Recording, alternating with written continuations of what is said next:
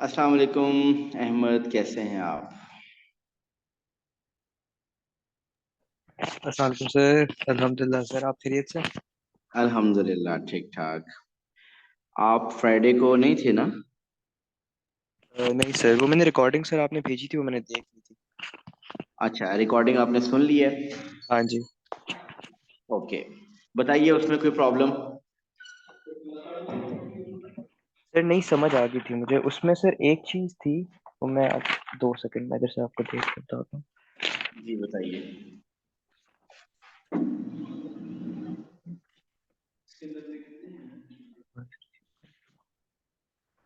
Sir वो जो शुरू में हमने जब आ रिमाइंडर गया। और फैक्टर थ्योरम जब हम कर रहे थे, हाँ जी।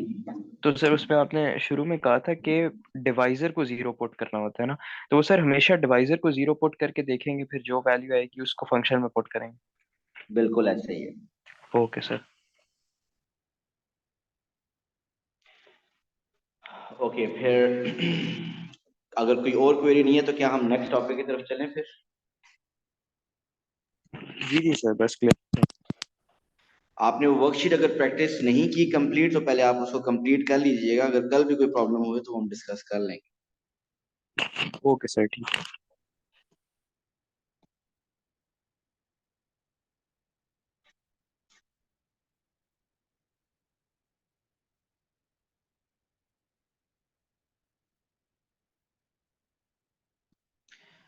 अच्छा जी, अलजेब्रा के अंदर नाम आपने क्या बताया?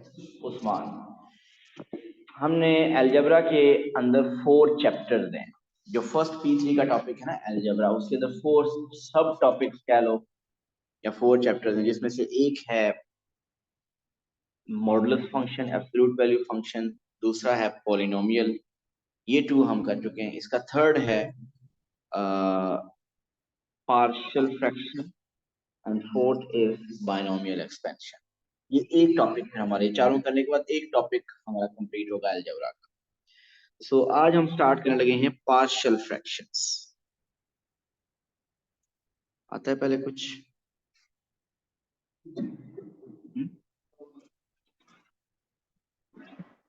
ओके जी, पार्शियल फ्रैक्शन।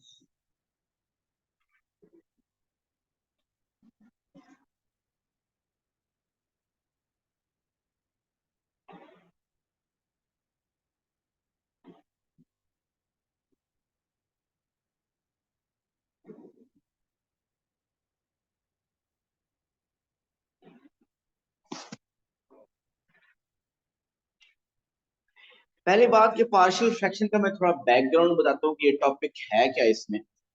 आप लोग जब ग्रेड 8 में हुआ करते थे, एक क्वेश्चन कुछ ऐसा होता था, 3/x+1 प्लस 2/x-4।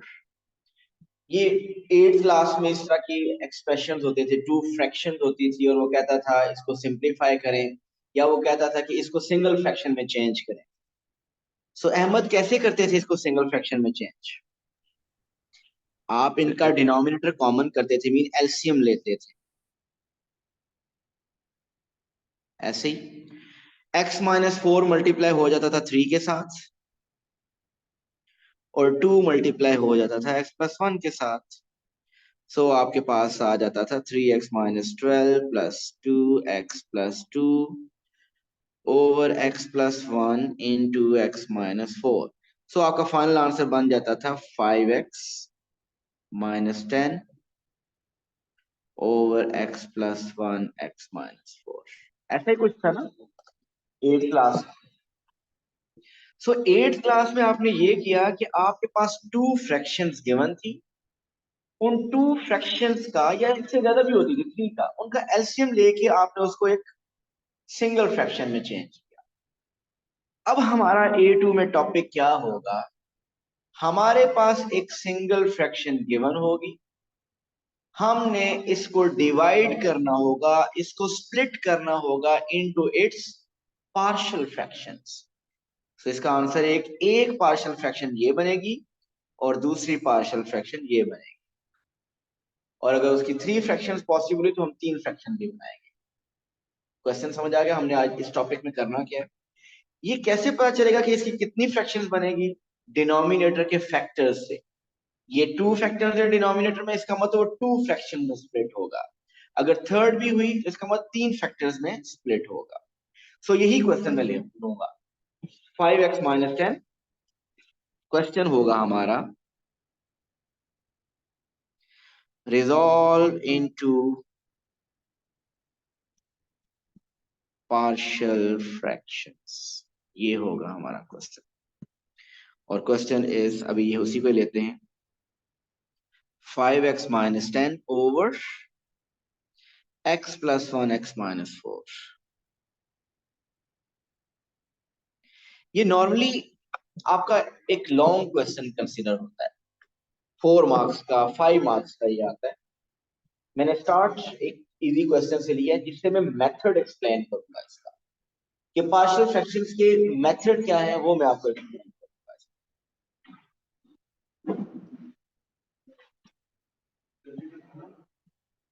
मैंने कहा था क्लासेस एंड होगी उसके बाद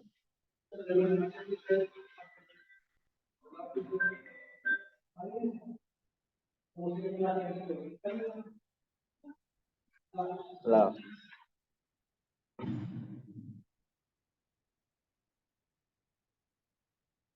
ओके, अब इसको हमने पार्शियल फ्रैक्शन में डिवाइड कर स्प्लिट करना है।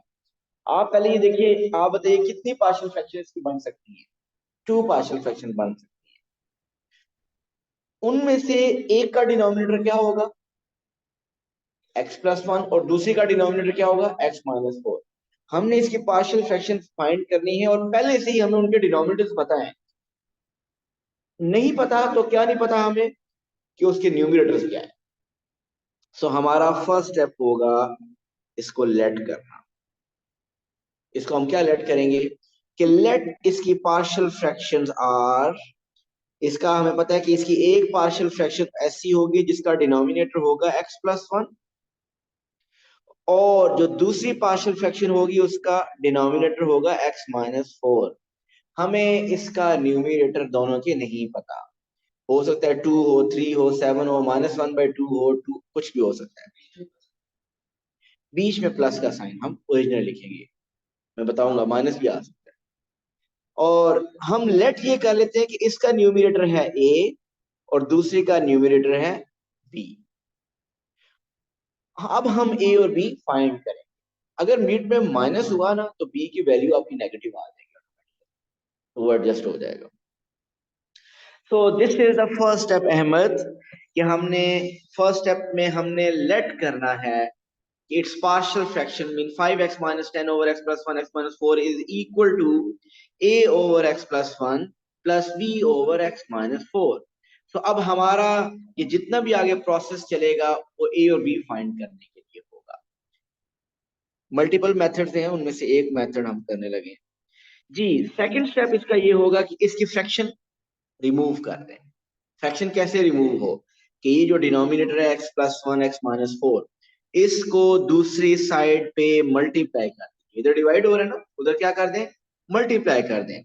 जब दूसरी साइड पे ये मल्टीप्लाई होगा तो ये कंप्लीट पहले a के साथ न्यूमरेटर में मल्टीप्लाई होगा और फिर b के साथ भी मल्टीप्लाई होगा। सो मल्टीप्लाई करते हैं। सो लेफ्ट साइड पे we are left with only 5x minus 10, ठीक, इज इक्वल टू, जी बताइए, जब ये x प्लस 1 x माइनस 4 उधर मल्टीप्लाई होगा पहले a के साथ तो क्या आएगा? a bracket x plus 1 x minus 4 ऐसे ही आएगा। फिर b के साथ भी मल्टीप्लाई होगा x plus 1 x minus 4। And Ahmed यहाँ पे कुछ कैंसलेशन हो रही है क्या? ये x प्लस 1 और ये x प्लस 1 कैंसिल हो जाएंगे, और ये x माइनस 4 और ये x माइनस 4 कैंसिल हो जाएंगे। ऐसे ही है ना? तो क्या रह जाएगा राइट साइड पे? a into x minus 4 plus b into x plus 1। सो मैं ये सारा रेस करूं, मैं डायरेक्ट लिख दूंगा। मीन हमारे पास रह गया a into x minus 4 plus b into x plus 1। Ahmed Farooq confirm कीजिए, ये समझ आया स्टेप? जी जी सर, समझ आ गया। ये हो गए 2 स्टेप्स। अब थर्ड स्टेप इसमें क्या होगा ए और बी फाइंड करने के लिए? आप अपनी मर्जी से कोई भी एक्स की वैल्यू इसमें पुट करें ताकि आप ए फाइंड कर सके। अपनी मर्जी से, आप अपनी मर्जी से 1 भी पुट कर सकते हैं, 0 पुट कर सकते हैं, 2 पुट कर सकते हैं, -1 पुट कर सकते हैं, कुछ भी पुट कर सकते हैं। लेकिन जरा समझिएगा आप, अगर मैं इसमें x is equal to suppose 1 put करता हूं, यहां पे इधर भी 1 पुट कर दूं, यहां पे भी 1 पुट करूं, क्या होगा? ए और बी दोनों रह जाएंगे। आपके पास एक लीनियर इक्वेशन रह जाएगी in terms of a and b. ऐसा ही है। सपोज आपने क्या किया, आपने x is equal to 1 put किया, आपके पास एक इक्वेशन, लीनियर इक्वेशन रह जाएगी in terms of a and b. तो वहां से ए और बी तो नहीं आ सकता। फिर आप क्या करेंगे, x की कोई और वैल्यू पुट करेंगे, सपोज आप 2 पुट कर लें। जब आप 2 पुट करेंगे x में, एक और इक्वेशन, एक और लीनियर इक्वेशन आ जाएगी in terms of a and b. उन दोनों इक्वेशंस को साइमल्टेनियसली सॉल्व करके आप ए और बी फाइंड कर लेंगे।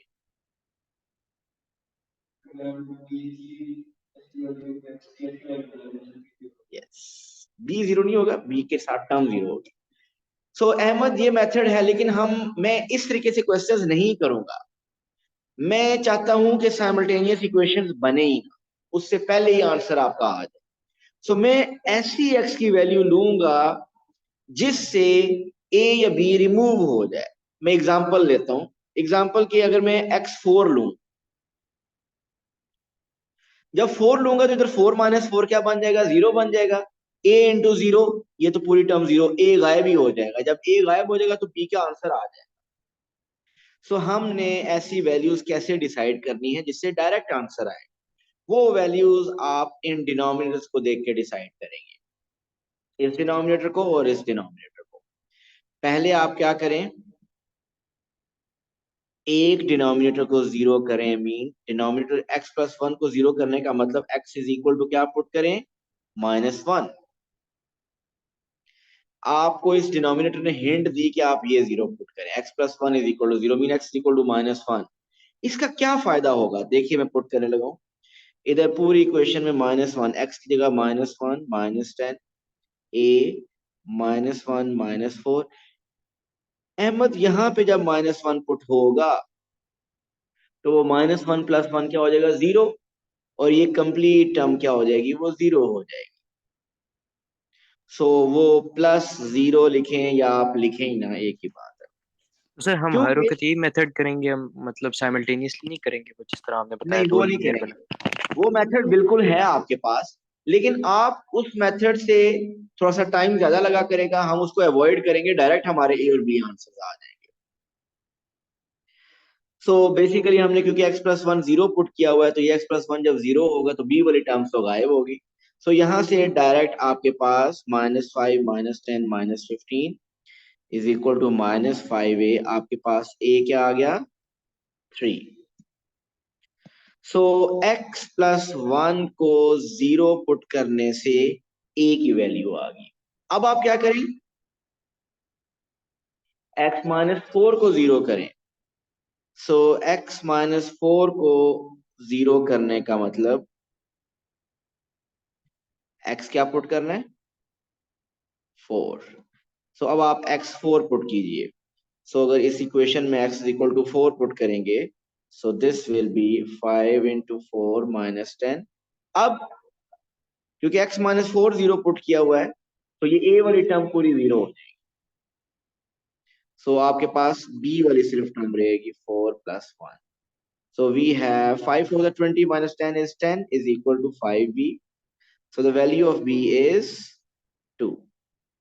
So a भी आ गया, b भी आ गया। हमारा क्वेश्चन क्या था, रिजॉल्व इनटू पार्शियल फ्रैक्शंस। हमने पार्शियल फ्रैक्शन लेट की a over x+1 plus b over x-4। a और b फाइंड कर लिया, अब आंसर लिखिए, बताइए क्या है partial fraction. So a is 3 and b is 2. So this will be, so partial fractions are 3 over x plus 1 plus 2 over x minus 4. So this is the answer. आप देखें तो उस केस में यही था question, 3 over x plus 1 plus 2 over x minus 4.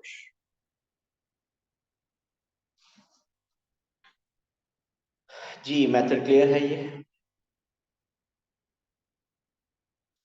सो अहमद मैं repeat करता हूँ इसके स्टेप। फर्स्ट स्टेप आपने लेट करना है। अगर डिनोमिनेटर में 2 फैक्टर्स हुए तो इसका मतलब 2 फ्रैक्शंस बनेगी। सो आप लेट कर देंगे a over first factor plus b over second, so 2 fractions. Second step में आपने क्या करना है कि इस डिनोमिनेटर को उधर मल्टीप्लाई करना है, इधर b और इधर b। सो जब आपके पास ये आ जाएगा फिर आपने पहले x प्लस 1 0 पुट करना है, उससे a आ जाएगा, फिर x माइनस 4 0 पुट करेंगे, उससे b आएगा और आपके पार्शियल फ्रैक्शन कंप्लीट होगी। फाइनल आंसर जरूर लिखना है। ए और बी फाइंड करके आपने छोड़ नहीं देना, आपने फाइनल आंसर फाइंड करना है।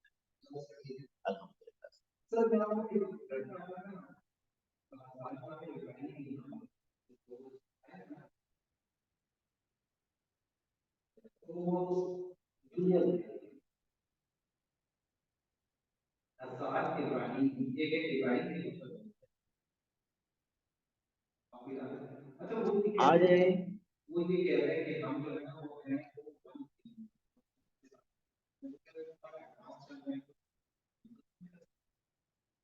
उनको क्या पहले वाली क्लास ले 345 वाली।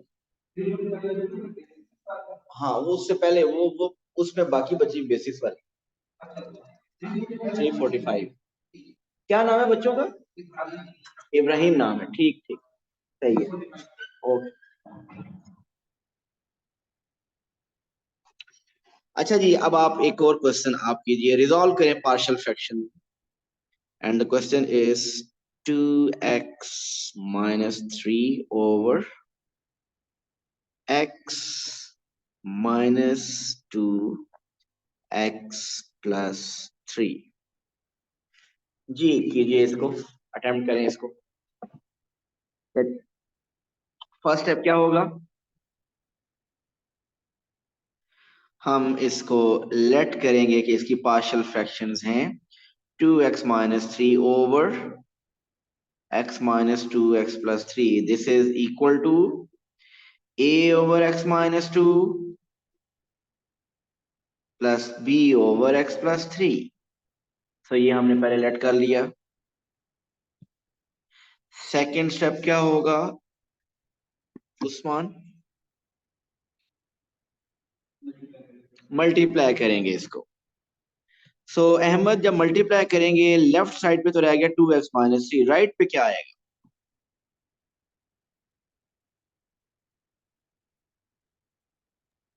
सर राइट पे आप उसको न्यूमरेटर से मल्टीप्लाई कर दें और फिर कैंसिल आउट कर दें जहाँ पे कट होता तो मेंटली बताइए क्या आएगा a के साथ? है। सर ए के साथ x प्लस 3 आएगा और बी के साथ x माइनस 2 आएगा। बिल्कुल।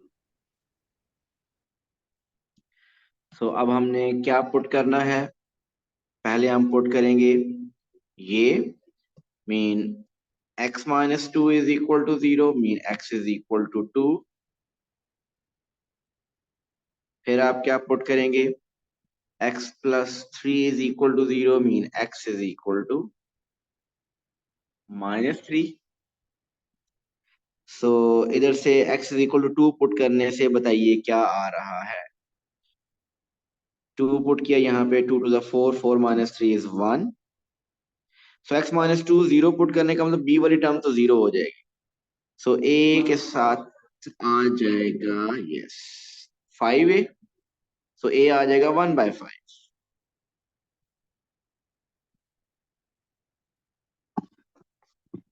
और अगर x इक्वल टू -3 पुट करें, सो -3 टू -6 -3 -9।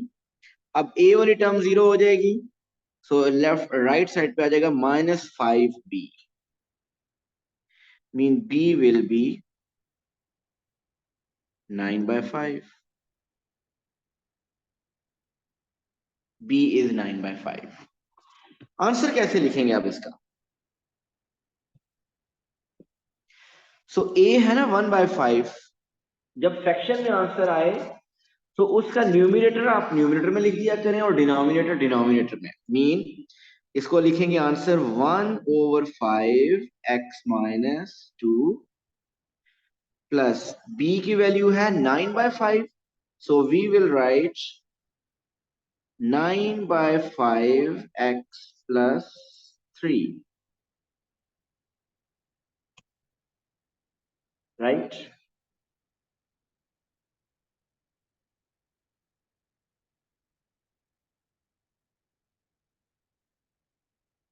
एक स्टेप आगे चलते हैं।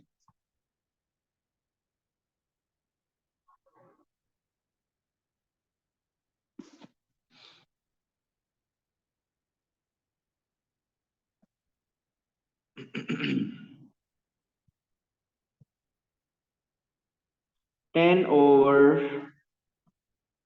x minus 1 x plus 2 x minus 4।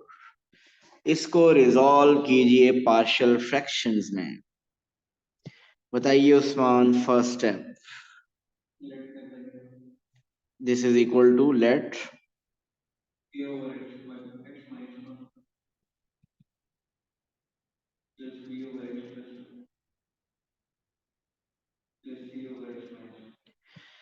सो अब हमारे पास क्योंकि डिनोमिनेटर में 3 फैक्टर थे, सो ओवरऑल 3 इसकी पार्शियल फ्रैक्शंस बनेगी। So we got 10 is equal to, जी अब बताइए उस्मान, a के साथ क्या मल्टीप्लाई होगा? बिल्कुल a के साथ मल्टीप्लाई होगा x प्लस 2 x माइनस 4, क्योंकि ये कंप्लीट जब इधर आएगा तो ये x माइनस 1 और ये x माइनस 1 कैंसिल हो, तो हमारे पास रह जाएगा x प्लस 2 और x minus 4। Then Ahmed, b के साथ क्या आएगा? सर x minus 1 और x minus 4। x minus 1 and x minus 4, and with c will have x minus 1 x plus 2। सो अब हम पहले पुट करेंगे x प्लस 1 को 0, फिर x प्लस 2 को 0, फिर x माइनस 4 को 0। सो x minus 1 0 mean we will use x is equal to 1, put x plus 2 is equal to 0 mean x is equal to minus 2, put x minus 4 is equal to 0 mean x is equal to 4।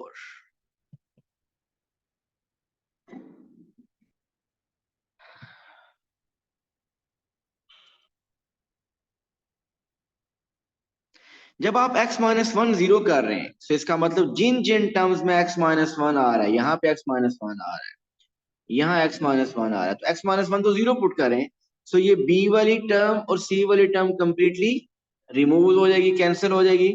सो इधर से आपके पास a आ जाएगा।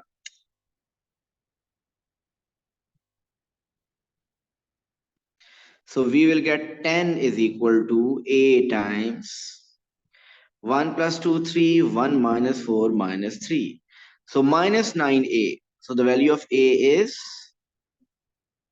minus 10/9। अस्सलाम वालेकुम। हाँ जी, हाँ जी।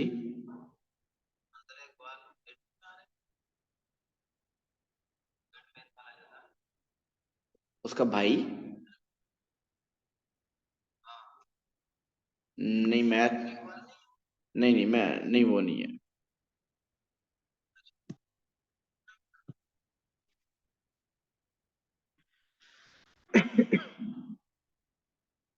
अच्छा, इधर आपके पास अब आप जिसमें x प्लस 2 0 पुट करना है, तो x प्लस 2 वाली टर्म, ये x प्लस 2 वाली टर्म ये कंप्लीटली रिमूव हो जाएगी, सो b की वैल्यू आ जाएगी आपके पास।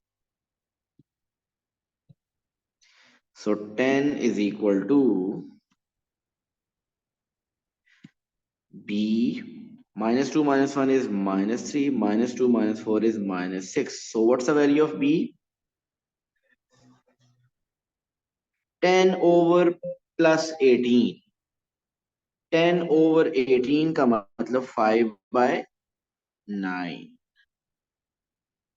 ऐसे -3 -6 प्लस 18 हो जाएगा। जब x -4 जीरो पुट करना है सो ये वाली टर्म इसमें x -4 है, सो a और b वाली टर्म्स रिमूव हो जाएंगी, हमारे पास c आ जाएगा। So 10 is equal to c। 4 - 1 3, 4 + 2 6, सो c आपके पास ये भी 5/9 आ रहा है।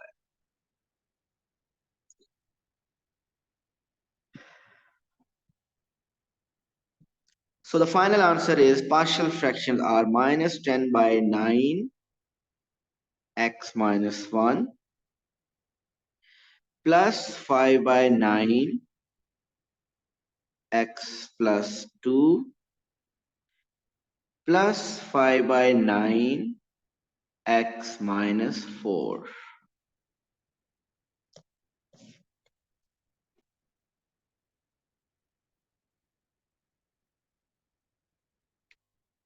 ठीक हो गया एक स्टेप। अब अगर पावर 4 भी फैक्टर्स आ जाए तो कोई मसला नहीं, आप कर सकते हैं, लेंथी हो जाएगा वो, लेकिन हो सकता है आपसे।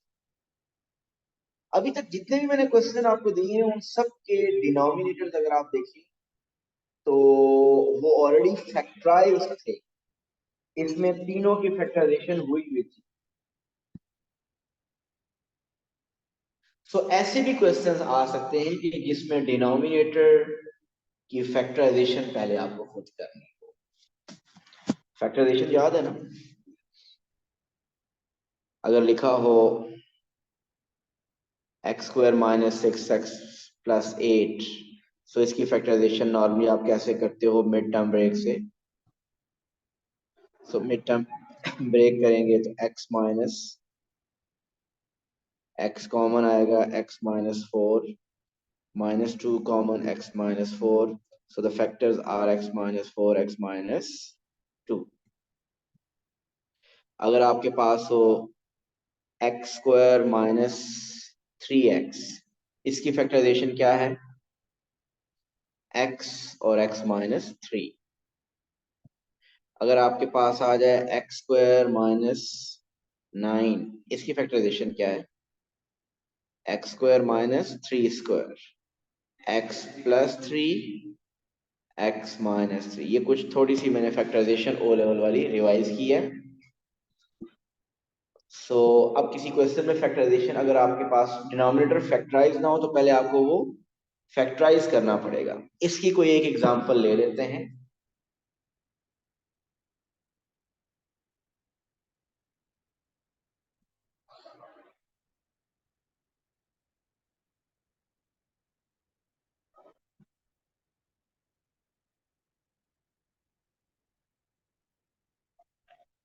सो 3 over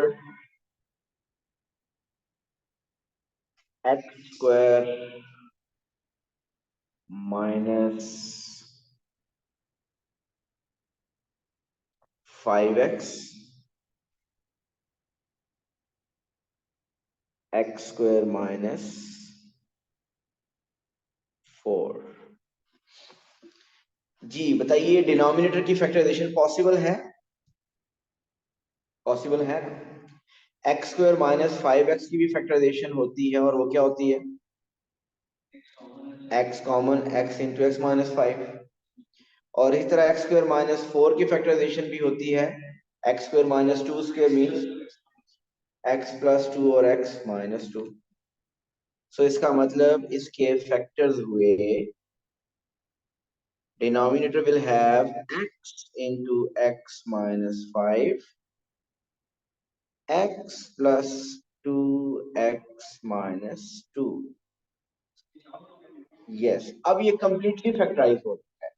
तो पहला स्टेप क्या है? आपने फैक्टराइज करना।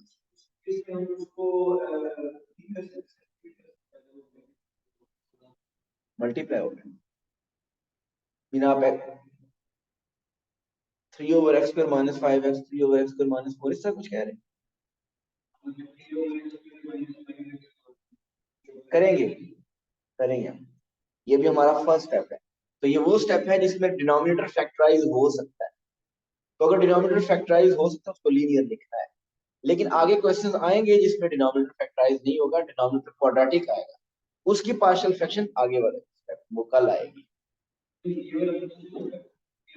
तो वो फिर आप मतलब कह रहे हैं कि मैं लेट कर दूंगा a/x² - 5x b ओवर, नहीं वो गलत है। ये ऐसे ही है जैसे आपको कहा जाए कि 30 के ऑल फैक्टर्स बताओ।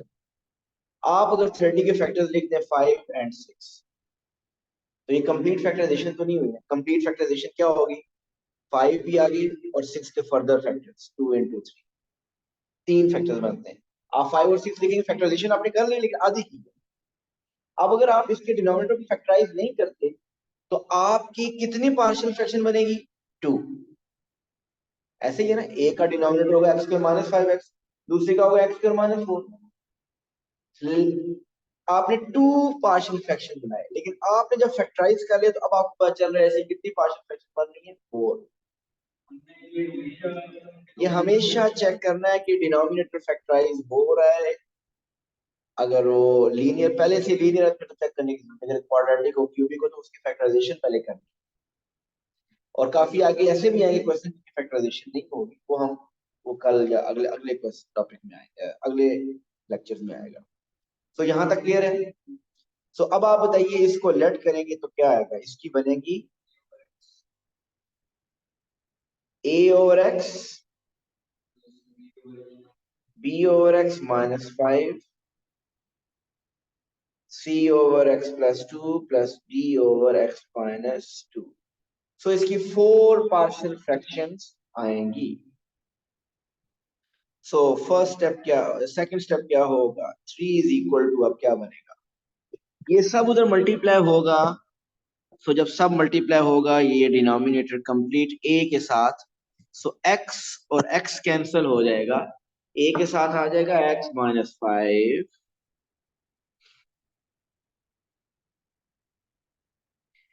x + 2x - 2। b के साथ क्या आ जाएगा, x - 5 और x - 5 कैंसिल हो जाएगा, सो b के साथ आएगा x + 2x - 2। c के साथ x + 2 और x + 2 कैंसिल हो जाएगा, तो c के साथ आ जाएगा x - 5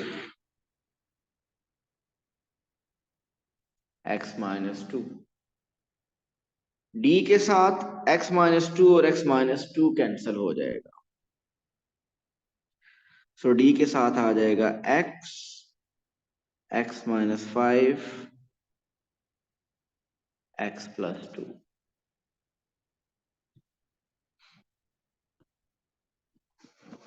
ठीक हो गया। अब आपको क्या पुट करना है, क्या क्या पुट करना है, पहले पुट करेंगे x0, फिर x - 5 0, फिर x + 2 0, फिर x - 2 0। सो पुट x = 0 एक केस, फिर आप पुट करेंगे x - 5 0, मतलब x = 5, फिर आप पुट करेंगे x + 2 0 मीन x = -2, फिर आप पुट करेंगे x - 2 0 मीन x = 2। जब x0 पुट करेंगे, जहां जहां x है, ये x सिर्फ अकेला जहां पे x है, तो ये b c d सब कैंसिल हो जाएंगे, सो आपको मिल जाएगा 3 =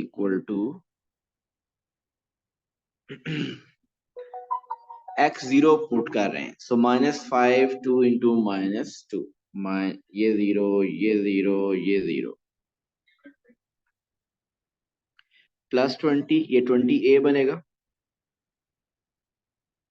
तो a आ जाएगा 3/20। जब x -5 0 पुट करेंगे सो आपके पास b वाली टर्म आ जाएगी। 5 + 2 7, 5 - 2 3। मीन कैलकुलेशन में आप आगे कर लेंगे ना।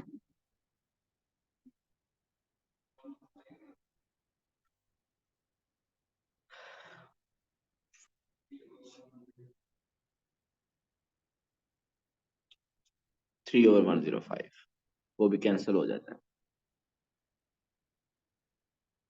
1/35 कुछ इस तरह आ जाता है। सो तीनों के आंसर्स आ जाएंगे, चारों के आंसर्स आ जाएंगे और फिर आप फाइनल आंसर लिखेंगे। जी अहमद, समझ आ रहा है ना कि आगे तो सिर्फ कैलकुलेशंस हैं, वो आप कैलकुलेशन करके आप आंसर लिख सकते हैं। जी जी सर समझ आ गया। तो इस तरह के 3-4 क्वेश्चंस आपने खुद से ले लेने और कहते हैं तो मैं ले लेता हूँ, नोट कर लेंगे क्वेश्चन, इनको अटेम्प्ट करके आइएगा।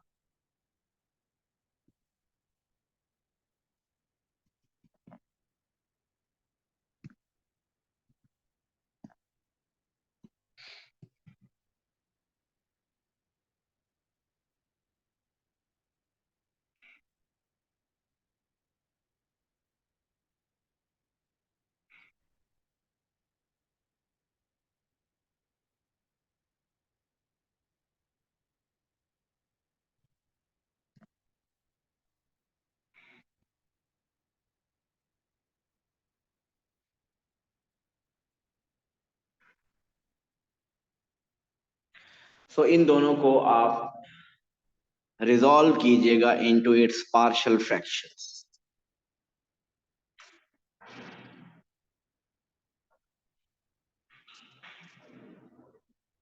Okay, thank you so much, अल्लाह हाफिज। सर जी अहमद। स्कूल में आज आपने S1 स्टार्ट किया? स्कूल में नहीं, कमिंग मंडे से स्टार्ट होगी इंशाल्लाह। ओके सर ठीक है, थैंक यू।